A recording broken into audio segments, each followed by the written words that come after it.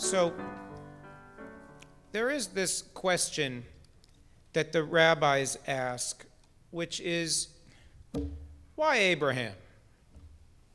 Why not George or Sheila?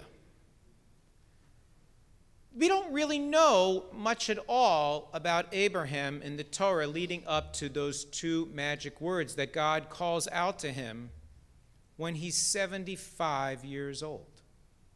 We know that Avram was born in a city called Ur of the Chaldees, which is in the area in southern Mesopotamia where the Tigris and the Euphrates come together. And that at some stage in their journey, Avram lost his brother Haran, and he became entrusted with his nephew Lot.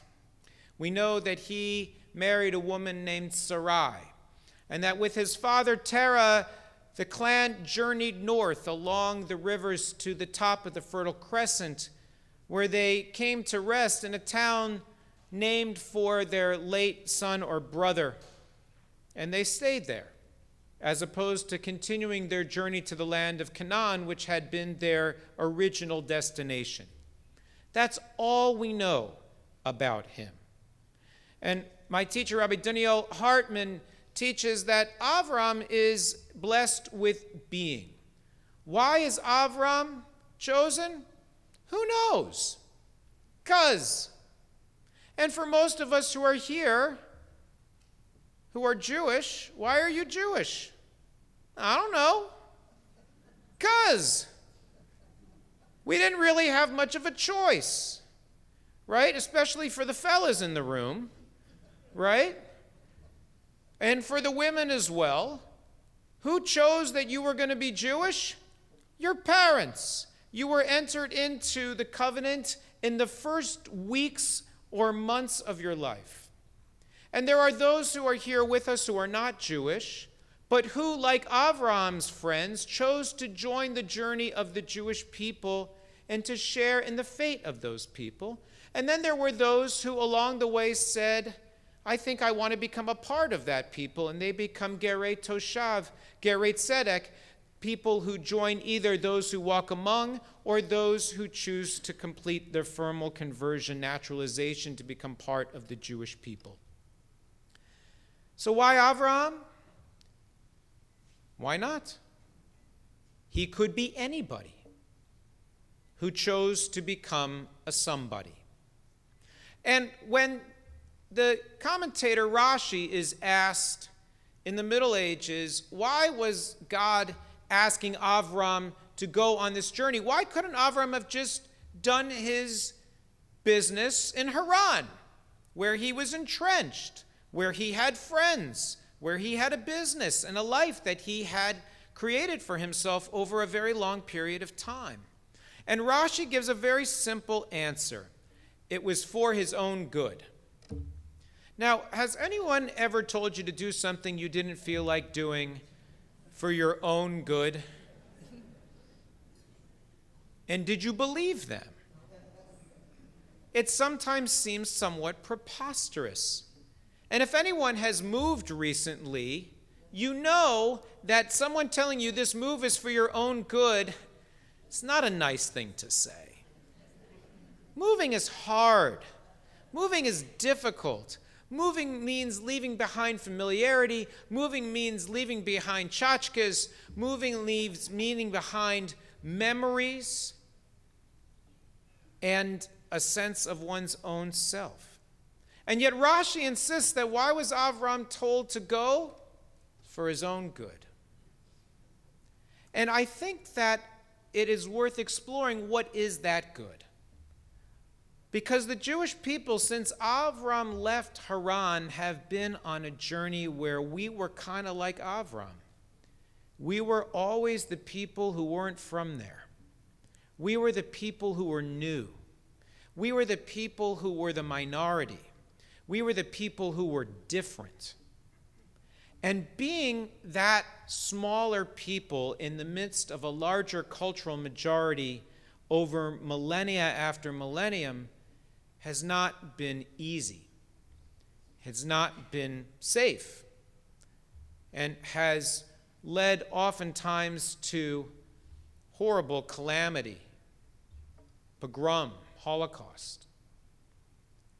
It's not easy being the people who are a little different.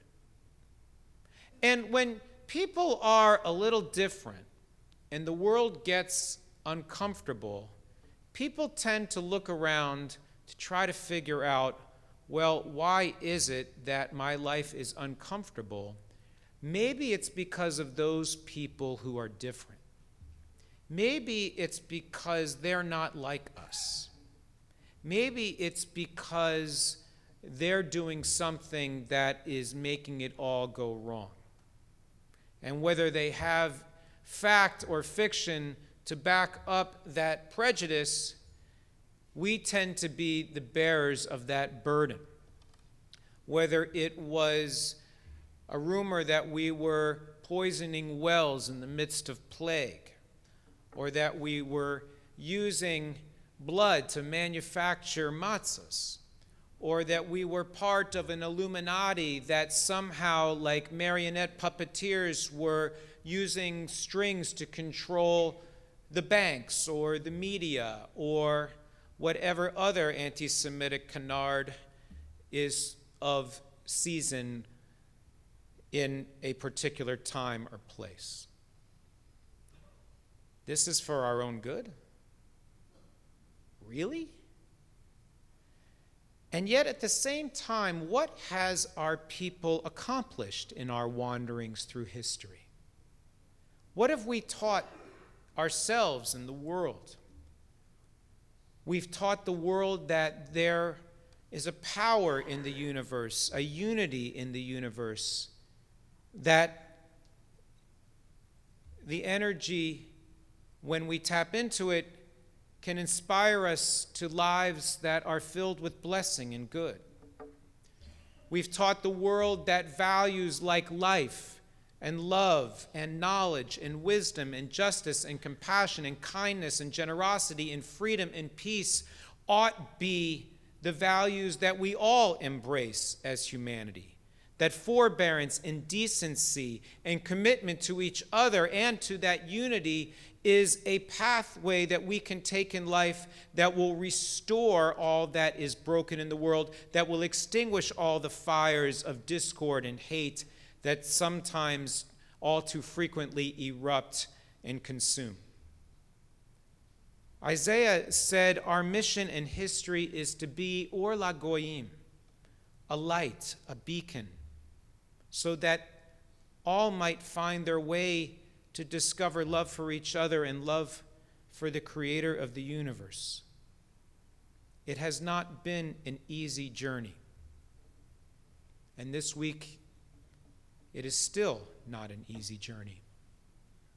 But so long as we continue, like our ancestors, to put one foot in front of the other, listening for God's voice and bearing witness to God's truth, and doing our level best to live in partnership with the Holy One, advancing those sacred values and promulgating those sacred teachings, then we will continue to make our way through a sometimes foreboding and awkward wilderness to one day, together with all of humanity, reach the promised land of peace, goodness, love, and wholeness. Shabbat shalom.